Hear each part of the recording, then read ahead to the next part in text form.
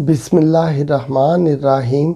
अस्सलामुअलैकुम फ्रेंड्स, मैं हूं ज़ेब और आप देख रहे हैं traveller 777। Welcome to our YouTube channel. तो फ्रेंड्स, आज हम बात करेंगे पुर्तगाल में जो फाइल लॉक का सिस्टम है उसके ऊपर। और स्पेशली जो है आज का टॉपिक ये है कि उन लोगों के लिए जो लोग यानी कि दूसरे कंट्रीज़ में बैठे हुए हैं शेंजन के। फॉर एग्ज़ाम्पल, अगर कोई स्पेन में, कोई जर्मनी, कोई इटली, कोई हॉलैंड, बेल्जियम, नॉर्वे, जहाँ भी कोई बंदा बैठा हुआ है, तो उनके लिए ये मैं वीडियो बना रहा हूँ स्पेशली।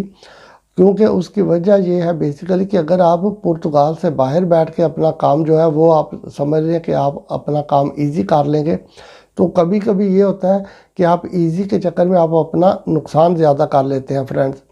क्योंकि अगर आपने फाइल्स लॉक करवानी है तो मैं आपको यहाँ पे ये बात ज़रूर बोलूँगा कि आप पुर्तगाल में जाएं, पुर्तगाल में जाके आप खुद ये सारा प्रोसेस करवाएं, अपने हाथों से करें, ताकि एटलीस्ट आपको समझ आ जाए कि काम किस तरह से हो रहा है, सही है, जेन्युइन है या गलत है।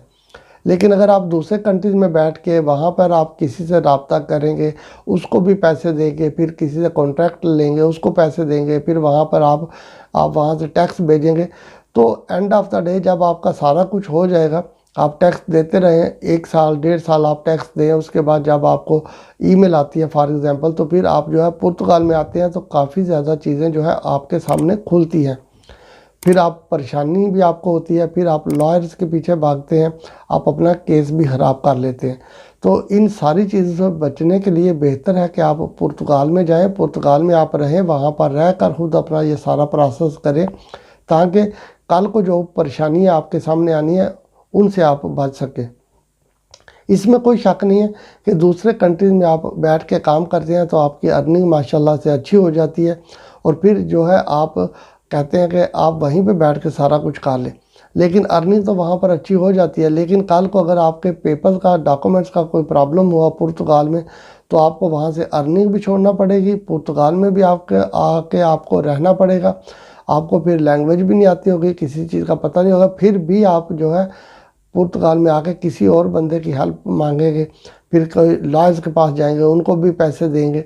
तो इसके अलावा आपने फिर आके 2 साल के बाद अगर आपने दोबारा से सब कुछ स्टार्ट करना है, तो उससे बेहतर है कि आप अभी कर लें। थोड़ा टाइम आप पुर्तगाल में रहें, एक अच्छा कंट्री है, अर्निंग थोड़ी कम होती है लेकिन सारा कुछ लीगल वे से हो जाता है।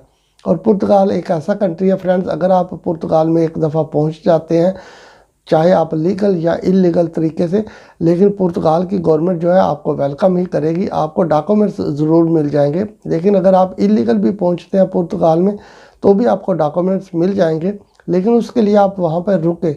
ये नहीं है कि आप दूसरे कंट्रीज में चले जाएँ। फॉर एग्ज़ाम्पल, अगर आप जर्मनी में रह रहे हैं या फ्रांस में हैं, तो कहीं काम पे आते जाते आप वहाँ पर चेक हो जाए, पुलिस आपको पकड़ ले, चेक कर ले, आपके फिंगरप्रिंट ले ले, उसके बाद आपको पुलिस छोड़ देगी, तो आप खुश हो जाएंगे कि पुलिस ने मुझे छोड़ दिया, 1 दिन या 2 दिन रखा, छोड़ दिया।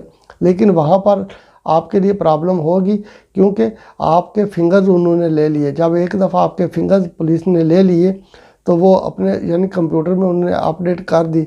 तो जब आप पुर्तगाल में आएंगे, आपका जब पुर्तगाल में टाइम आएगा 2 साल के बाद फॉर एग्ज़ाम्पल, या 1.5 साल के बाद आपका टाइम आता है, आपकी जब बायोमेट्रिक की डेट होती है, आप फिंगरप्रिंट देने के लिए जाते हैं वहाँ पर, तो फिंगर लेंगे, तो फिर ये है कि आपका पुराना रिकॉर्ड निकल आएगा। और आपने उनको तो यही बोलना है कि मैं पुर्तगाल में रह रहा हूँ। वो कहेंगे आप पुर्तगाल में हैं तो आप 6 महीने या 1 साल पहले वहाँ पे क्या कर रहे थे, वहाँ पे आप काम कर रहे थे या आप पकड़े गए थे इलीगल, तो फिर आप इस चीज़ को जस्टिफाई नहीं कर सकते।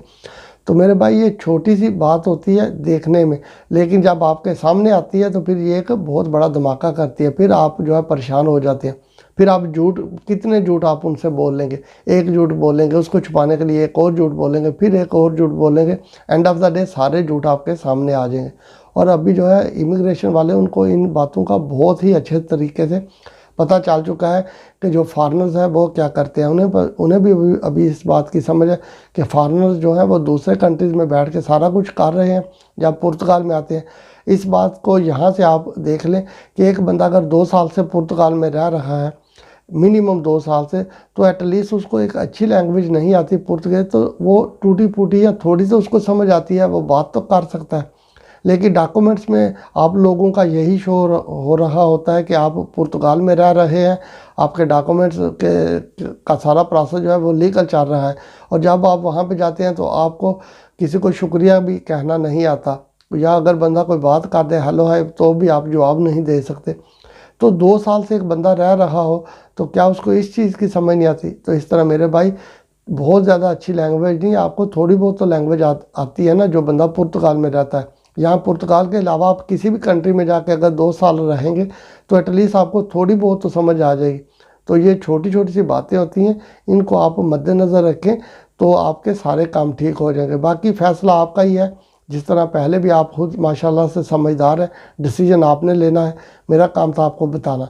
तो फ्रेंड्स, अगर आपको वीडियो अच्छी लगे तो चैनल को सब्सक्राइब कीजिएगा, वीडियो को लाइक और शेयर ज़रूर कीजिएगा। स्टे ट्यून, अपना बहुत सा ख्याल रखिएगा। फिर मिलेंगे किसी नई वीडियो में किसी नई अपडेट के साथ। तब तक टेक केयर, अल्लाह हाफिज़।